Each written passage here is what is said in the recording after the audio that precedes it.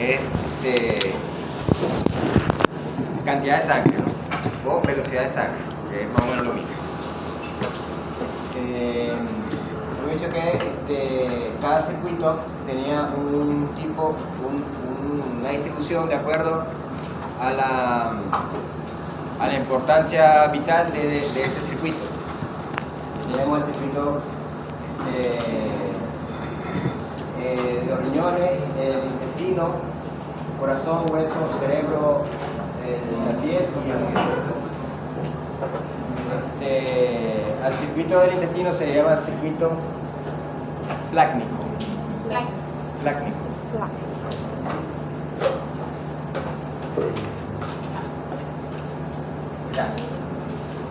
Esplácnico. No es plénico. ¿Plénico qué quiere decir? Del vaso, ¿no? ¿Del vaso? ¿Del vaso? No. ¿Del vaso? Del vaso. Cuando dice que algo es plénico, es plénico es del vaso, pero es esplácnico, así no sé, es a todos los órganos del aparato digestivo. Entonces, ese se llama circuito esplácnico. Que por lo pase para atrás. 9% del flujo. Entonces, decíamos también que el flujo se redistribuía en ciertas situaciones, como por ejemplo en el ejercicio. En el caso del ejercicio, tiene que aumentar el flujo. En ese caso, quien va a recibir la mayor flujo es el músculo. Por eso no quiere decir que los demás reciban menos, sino que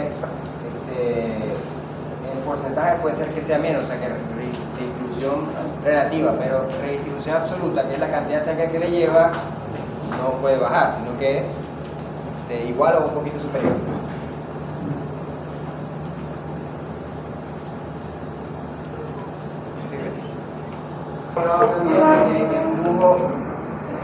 El flujo sanguíneo, el flujo sanguíneo a través de las arterias, de las venas, de todas las arterias, debe tener una forma de tal manera que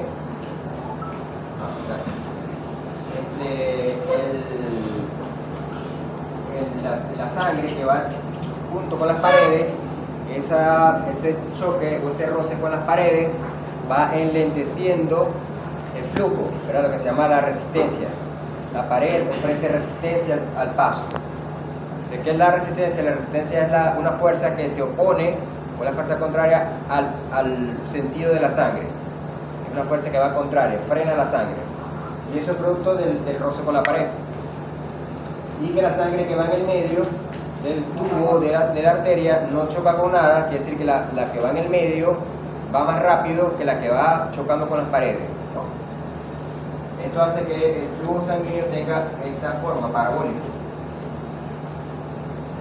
Claro, como esto siempre está lleno de sangre, pero lo que quiere decir que el flujo que va por el centro del conducto no choca por nada, va más rápido que la sangre que va chocando con la pared.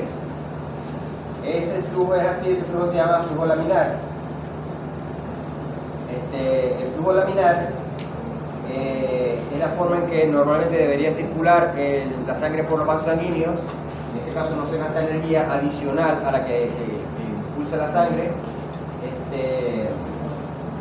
La sangre puede circular a mayor velocidad, quiere decir que alcanza más distancia en menos tiempo, y esto es lo que se llama el perfil parabólico, que se origina porque la sangre que va en el medio, en el centro, va más rápido que la que va afuera, y no se produce el ruido. Cuando la sangre circula no se produce ruido. En el caso de que la sangre se encuentre con un obstáculo, la sangre comienza a ser turbulento. Entonces en este caso ustedes ven aquí que la sangre, los que van en esta animación, los que van pegados a la pared va reduciéndose la velocidad, y los que van en el medio va más rápido. En este caso todo va lento porque la sangre va dando vueltas sobre sí misma. Es un flujo turbulento. Es un flujo turbulento, entonces se gasta más energía, la sangre circula más lento, hay que meterle más energía para que circule. Y esto, la sangre al hacer este movimiento produce ruido.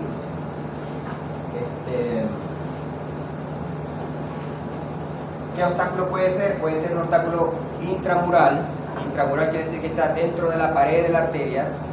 En este caso, un obstáculo intramural puede ser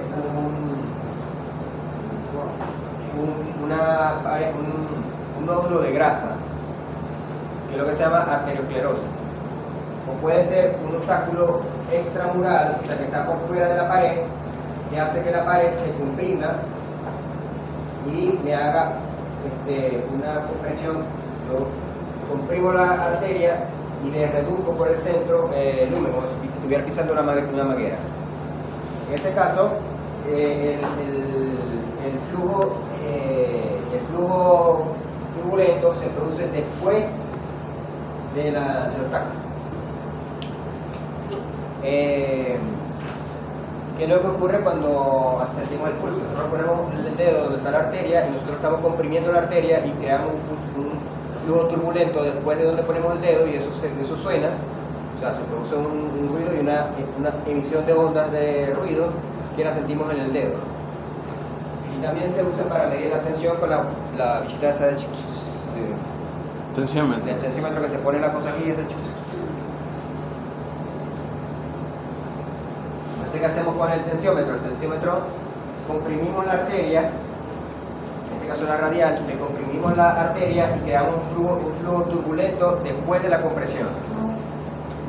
Y esto, como tiene ruido, le ponemos el estetoscopio aquí y oímos el ruido que produce la turbulencia cuando se comprime. Entonces nosotros primero llenamos el manguito hasta el máximo. Al llenar el manguito hasta el máximo, cerramos el flujo de sangre. Después lo vamos soltando, llega un momento en que se abre un poquito, se establece el flujo turbulento y es cuando empezamos a oír el primer tuk. No sé si aquí sabe medir la tensión o ha medido la tensión alguna vez. Empieza el tuk, tuk, tuk. Quiere decir que la sangre empezó a pasar formando un remolino turbulento. Y llega cuando la arteria se abre completamente, se deja de escuchar porque ya la sangre pasa en forma laminar. Entonces, la diferencia entre el primer tub aquí y el último tub es la presión sistólica y la presión diastólica, según lo que está graduado en el aparatito. Esto es una arteriosclerosis, que dice que es una placa o un nódulo de grasa en el endotelio. El endotelio, por debajo del endotelio, se produce una capa de grasa y se forma entonces el flujo turbulento a partir de ahí en adelante. Bien. El flujo turbulento, aparte del obstáculo, también se puede producir por la velocidad de la sangre. Entonces, un aumento en la velocidad de la sangre hace que la sangre choque demasiado contra las paredes y se formen remolinos, se forma el flujo turbulento. Por eso que también es importante una persona que tenga el aumento de la presión arterial, que le aumente la presión, ¿verdad? El billete que se le aumentó, se le subió la tensión. Es porque por aumento, vamos a ver que a medida que aumenta la presión, aumenta el flujo, y al aumentar el flujo, que es la velocidad de la sangre, puede, sin haber nada en la arteria, producir flujo turbulento, espontáneo. O sea, algunas arterias, algunas ramificaciones aquí se forman flujos turbulentos. Ese flujo turbulento también tiene el problema de que la sangre, al ponerse turbulenta, puede estimular la coagulación de la sangre por la vía intrínseca, y se forman coágulos que circulan por la sangre, pueden ir a taponar una arteriola o un capilar, y si está en el cerebro, está en el pulmón, en el corazón, puede provocar un infarto, puede provocar un daño considerable. Y entonces esta gráfica lo que muestra que la sangre en cualquier arteria puede ir, tiene un rango de velocidad, un rango de presión, en este caso presión, en la cual la presión hace que aumente la velocidad de la sangre. Esto lo vamos a ver ahorita también, pero ¿por qué la presión aumenta la velocidad de la sangre? Si ustedes tienen una manguera, sigo con el ejemplo de la manguera, y abren la llave hasta la mitad, ¿verdad? El chorrito del agua le llega a cierta distancia, ¿verdad? ¿Qué está pasando ahí? Al yo abrir la manguera hasta la mitad, la llave hasta la mitad, estoy metiéndole presión al agua, y el agua tiene esa presión hasta llegar a esa distancia. ¿Sí? ¿Qué pasa si yo abro más la manguera? Aumento la presión dentro de la manguera y el chorrito que pasa llega más lejos, ¿cierto? ¿O no? Sí. Sí. Entonces, eso quiere decir que La presión hace también que afecte la velocidad de flujo. Bien, entonces eso pasa en las arterias. Si en las arterias la presión sanguínea aumenta, o por ejemplo el envejecimiento, que aumenta la tensión de la velocidad de la sangre es mayor. Pero eso tiene un máximo. Si la presión es demasiado alta, puede provocar el flujo turbulento espontáneo en las arterias, o provocando entonces esos problemas de coágulo intravascular. Por eso también hay que controlar la presión. No ocurre en los animales, pero obviamente esto son las vidas de humanos. Y ustedes, como son humanos, también tienen que pensar en su. Bien. Por ahí va la lista, ¿no? ¿Ha pasado por aquí? Bien. Le decía, como decía la clase pasada, que una forma que tiene el sistema vascular, el sistema cardiovascular, de controlar el flujo sanguíneo es a través de las arterias musculares. Las arterias musculares son aquellas que son capaces de contraerse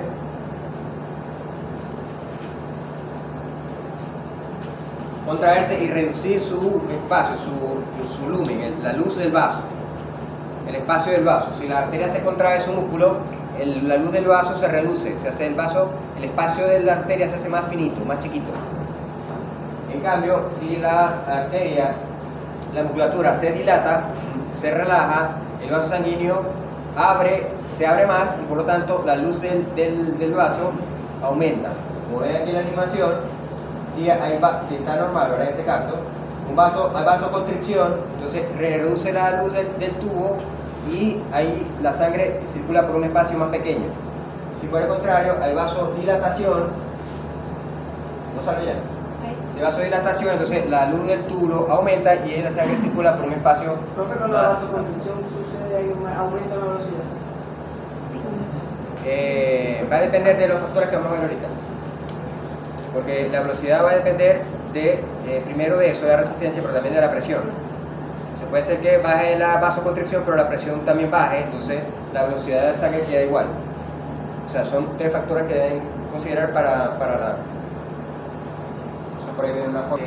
Bueno, entonces vamos a hablar más de resistencia. Decimos que la resistencia era la fuerza que se opone al flujo, ¿no? Tengo un vaso sanguíneo y la sangre va circulando por el centro más rápido que la sangre que va pegada a las paredes. Entonces, esta fuerza es contraria. Si la sangre va para allá, la fuerza es contraria, va a frenar la sangre. Entonces, esa fuerza se opone al flujo. Va a depender si los vasos son de presión o los vasos son de resistencia. Los vasos de presión ya dijimos que son los vasos que acumulan presión, son los vasos que tienen más elásticas que musculares. Y los vasos de resistencia son los que tienen más musculares que elásticas, que son las arteriolas. Bien. ¿Qué pasa? Que mientras más pequeño sea el vaso, más sangre choca con la pared. O sea, si el vaso tiene un espacio más grande, hay más sangre en el centro y hay menos sangre pasando por las paredes, chocando con las paredes. Si el vaso es más pequeño, casi toda la sangre está chocando con la pared. Entonces, si toda la sangre choca con la pared, entonces ahí hay más resistencia. Por eso que dice que en la circulación periférica la mayor cantidad de resistencia lo ofrecen los vasos que son más pequeños. Mientras el vaso más pequeño, como pequeños es micro, ¿verdad? Micro, pequeño, ¿no? Sí. Ahorita yo sé. Entonces, a esta circulación de vasos sanguíneos pequeños se le llama microcirculación. Entonces, como son pequeños, cualquier cambio en su diámetro hace que aumente la resistencia. Por eso que la resistencia ocurre, en la mayor parte de la resistencia ocurre en esos vasos pequeños, que es donde ocurre, donde hay vasos sanguíneos musculares. Esto no me acuerdo para qué está aquí. Bueno, todos los vasos tienen resistencia, porque todos los vasos circulan por la. En este caso, las arterias las arterias grandes tienen un 20%, las venas un 10%, y donde hay mayor resistencia es en la microcirculación. Entonces, la mayor circulación, la mayor resistencia del cuerpo está en los vasos sanguíneos, en los capilares de la microcirculación, en los capilares y en las arteriolas. Y esto es así porque es ahí donde se controla el flujo sanguíneo de los órganos. De pronto un órgano requiere, como decíamos ayer, ¿verdad? Requiere un aumento repentino de circulación sanguínea. Son esos vasos sanguíneos los que se van a dilatar para que aumente esa circulación sanguínea por ese órgano y haga lo que tenga que hacer con esa sangre. En este caso, o por el contrario, hace falta que el órgano no reciba sangre. Se disminuye, aumenta la resistencia, disminuyendo el tamaño, y ese órgano recibe menos flujo sanguíneo. Eso está ocurriendo en este momento, aquí donde estamos sentados, porque algunos tienen calor. Entonces, ¿qué pasa con el calor? Van a acumular calor, si comieron ya o algo, el aparato digestivo está produciendo calor, y ese calor tiene que ser disipado al ambiente. ¿Qué hace el cuerpo? Manda más sangre caliente a la piel para que la piel entre en contacto con el aire, y ese aire se lleve el calor. Aquí no hay vasodilatación. ¿Qué? Vasodilatación. Hay vasodilatación. Lo mismo pasa cuando uno está corriendo, que empieza a O pasa sudar, lo que se contrario pone con el frío. rojo. Por eso uno se pone rojo, pues. Claro, hay la circuitos sangre vasculares, busca hay circuitos vasculares donde hay sistemas donde hay sitios de resistencia, pero están en serie, como en el caso del riñón. Vamos a ver. Ese circuito que está en resistencia, esos circuitos, las resistencias se suman. En cambio, la otra forma de resistencia es cuando los circuitos están en paralelo. Entonces cada circuito recibe una cantidad de sangre, y esa cantidad de sangre va a depender de la importancia del órgano. Entonces, en el caso de circuitos vasculares que están en serie, la resistencia se va sumando, mientras que en este caso en paralelo, la resistencia es el inverso de cada resistencia. Tampoco lo vamos a ver en fondo lo que es matemáticamente lo que está ocurriendo, sino lo que tiene que saber aquí es que cada circuito tiene que poner esta es más gorda, esta arteria es más gorda, esta arteria es más fina. Así que cuando la sangre se distribuye, cada órgano tiene un flujo sanguíneo diferente dependiendo de su importancia, y cada órgano también tiene su nivel de resistencia. Hay órganos que ofrecen más resistencias que otros.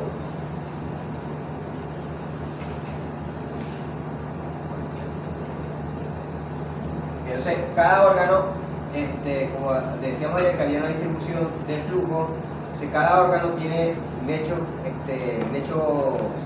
capilares, y estos lechos capilares ofrecen la resistencia, donde están las arterias y órganos capilares ofrecen resistencia. Entonces, esto es lo que se llama la circulación en paralelo, pero aquí vemos una serie, que es en el riñón. Aquí entra arteria, las arterias son rojas, ¿verdad? Aquí entra arteria, llega a un sistema capilar y sale arteria. En otro sistema entra arteria, entra a un lecho capilar y sale vena. Entonces, esto es un circuito en paralelo, es un parte de un circuito paralelo, pero aquí el riñón, aparte de ser un circuito en paralelo, tiene dentro de él un circuito en serie. Entra arteria, hay un lecho capilar y sale otra vez arteria.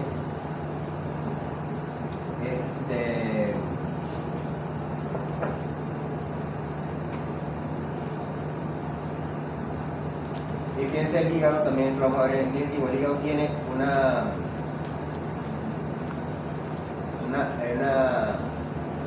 aferencia doble de sangre.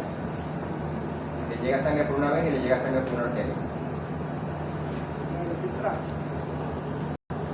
Aquí arriba habíamos lo que estaba preguntando Ali, ¿es tu nombre, no? Sí.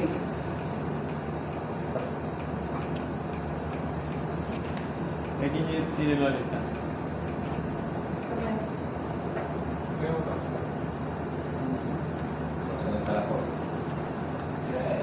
O sea, la velocidad de la sangre, habíamos dicho que todo lo que estuviera en una fórmula, si estaba solo,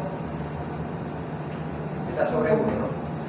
Entonces, el flujo, o sea, la cantidad o la velocidad en que la sangre circula por un vaso sanguíneo es directamente proporcional de la presión. ¿Sí? Quiere decir que si la presión aumenta la cantidad de flujo. ¿Sí? Y lo que está abajo es inverso, ¿verdad? Si la resistencia aumenta, disminuye la cantidad de flujo de sangre. Entonces, la resistencia, sin que el corazón tenga que bombear más, es decir, que la presión no va a cambiar, la resistencia hace que cambie la cantidad de sangre que le llegue a un órgano. ¿Sí? Porque la presión puede estar igual, pero si la resistencia aumenta, ¿qué pasa con la cantidad de sangre? Si la resistencia aumenta, ¿qué pasa con la cantidad de sangre? Baja el flujo. Disminuye, ¿verdad? Porque es inverso. Si la resistencia baja, ¿qué pasa con la cantidad de sangre? Sube el flujo. Si la resistencia está igual, ¿cómo hago para aumentar el flujo? Aumenta la presión. O la presión, aumentando la presión. Exactamente. O sea, si un órgano tiene una presión, pero al órgano no hace falta más sangre y la resistencia ya no puede cambiar, se le aumenta la presión para que le llegue más sangre. ¿Sí? Con las dos formas se le puede aumentar la cantidad de sangre que recibe un órgano. ¿Sí? O sea, tenemos entonces tres factores: el flujo, que es la cantidad de sangre, la presión y la resistencia. Okay. Ahora vamos a volver.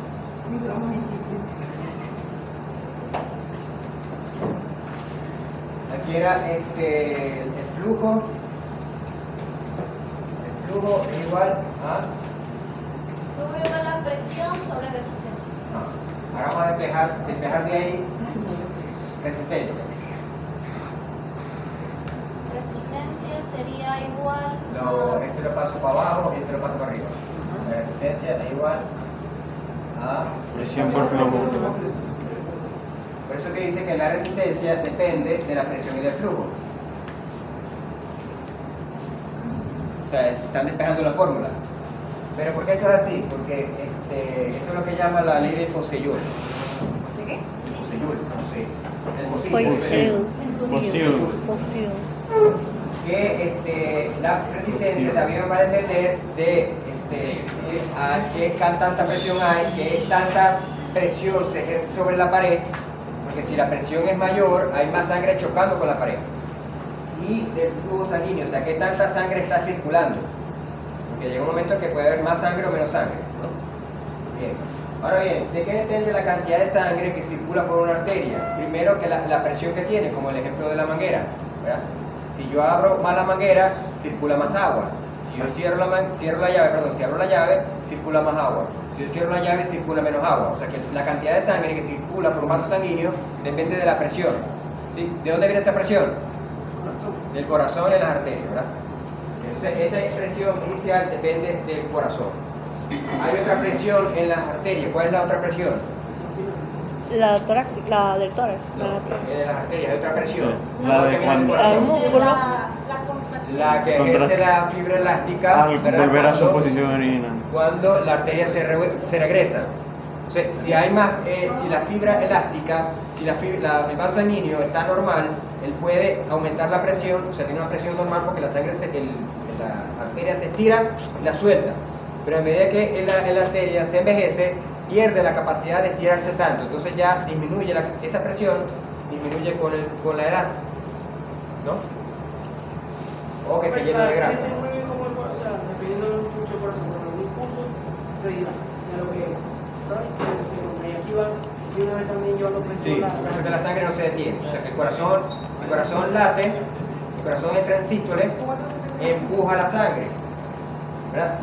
Pero cuando el corazón entra en diástole, la sangre no hace pum pum, sino que el corazón entra en sístole, la sangre se mueve, y cuando el corazón entra en diástole, La la arteria. sangre sigue moviéndose. Porque la arteria se le está carga. presionando para que siga. Exactamente.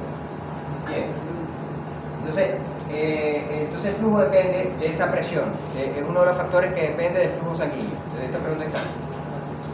Entonces el flujo depende de la presión. La cantidad de sangre que circula por un vaso sanguíneo depende de la presión. Depende de la arteria. ¿Por qué? Porque la arteria tiene un diámetro, ¿verdad? Y tiene una longitud. O sea, mientras la arteria sea más larga, el tiene más trayecto la sangre chocando con la pared.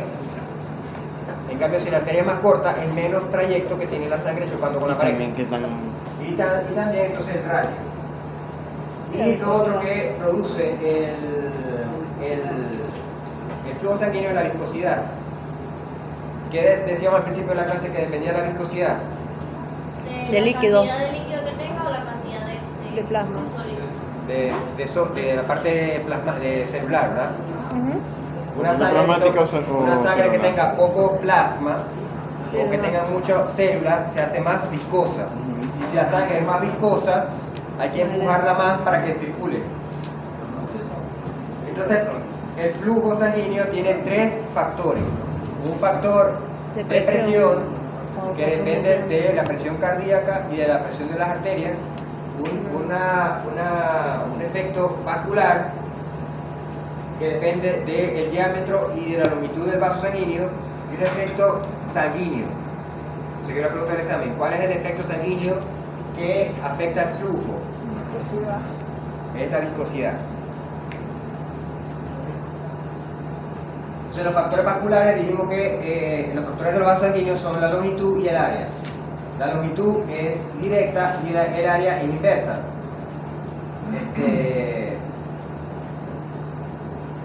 Mientras más largo sea el vaso sanguíneo, más resistencia tiene. Eso quiere decir que este tiene menos resistencia, este tiene más resistencia y este tiene mucha más resistencia. O sea que es un efecto directo. Mientras más largo sea el vaso sanguíneo, más resistencia ofrece. Y el área es inversa. ¿Por qué? Porque mientras más área, o sea quiere decir que el vaso sanguíneo está dilatado, la sangre pasa más fácil. Entonces es inverso. O sea, la resistencia es directamente proporcional a la longitud. Mientras más longitud, más resistencia. Y inversamente proporcional al área. Mientras el vaso sea más dilatado, menos resistencia. Mientras más área, menos resistencia. Bueno, es lo mismo. Te está aplicando con la manguera. Mientras más área, o sea que el vaso sanguíneo es más ancho, hay menos resistencia. En cambio, el vaso sanguíneo es más pequeño, tiene menos área, ofrece más resistencia. Entonces, uno es la longitud y el otro es el área. Son los dos factores vasculares que afectan la resistencia. El factor sanguíneo ya dijimos, entonces es la viscosidad. La viscosidad es que depende de la cantidad Plasma y sólidos. células que tenga la sangre, ¿verdad? Eso se llama ¿cómo? Hematocrito. Entonces, la viscosidad depende del hematocrito. Si unimos las dos cosas, tanto los efectos vasculares como el efecto vascular y el efecto sanguíneo, tenemos que la resistencia es directamente proporcional a la viscosidad y a la longitud, inversamente proporcional al área. Cada sistema tiene su resistencia. Esta es la resistencia total del circuito mayor y esta es la resistencia total del circuito menor o pulmonar.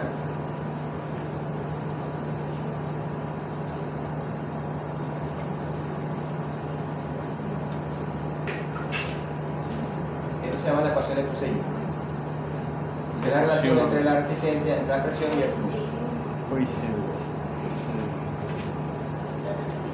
Hagamos con la de la Laplace. De Laplace. Laplace.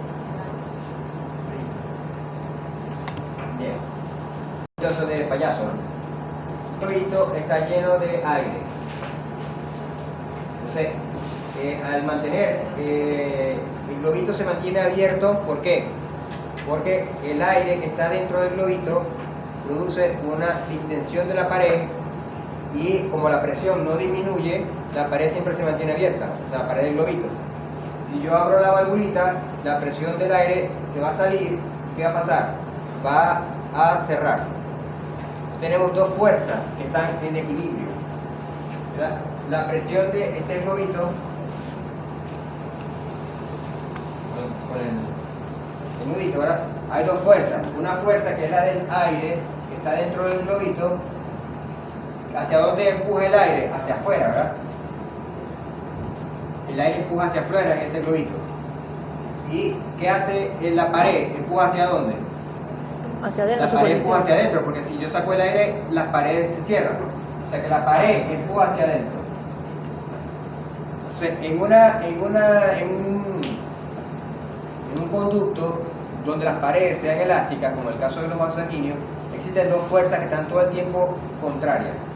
La fuerza que hace que el líquido que va en el interior empuja la pared para que la pared se abra, y la fuerza contraria de la pared que se resiste a esa apertura y tiende a cerrarse. Entonces, para que el conducto se mantenga abierto, la fuerza que lo abre tiene que ser más fuerte que la fuerza que lo cierra. Porque si la fuerza que lo cierra es mayor, ¿qué va a pasar? Se va a cerrar. Entonces, hay un equilibrio, pero siempre a favor de la fuerza que lo abre. Entonces, eso pasa todo el tiempo en los vasos sanguíneos. Los vasos sanguíneos están abiertos es porque la fuerza de la sangre hace que el vaso sanguíneo se mantenga abierto. Porque si yo le quito la sangre a un vaso sanguíneo, el vaso sanguíneo se tiende a cerrar.